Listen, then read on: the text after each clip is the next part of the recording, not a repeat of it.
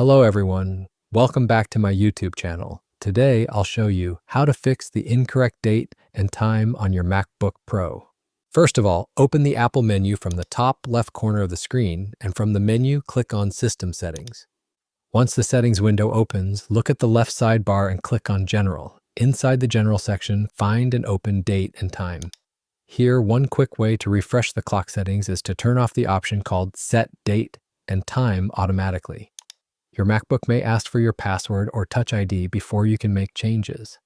After disabling it, wait for about 5 seconds and then turn the option back on again. Also, make sure the server is set to time.apple.com so your MacBook can sync the correct date and time directly from Apple's server. Now, if the date and time look mostly correct but the hour is still wrong, then the issue is probably related to the selected time zone. To fix this, ensure that the option Set Time Zone automatically using your current location is enabled.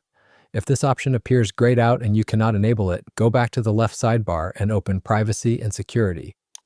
Then select Location Services.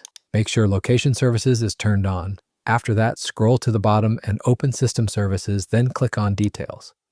Inside the section, uncheck Setting Time Zone. A verification pop-up may appear, so complete the verification if required. Once done, check the option again and click on Done to save the changes. This will allow your MacBook Pro to detect your current location and automatically apply the correct time zone.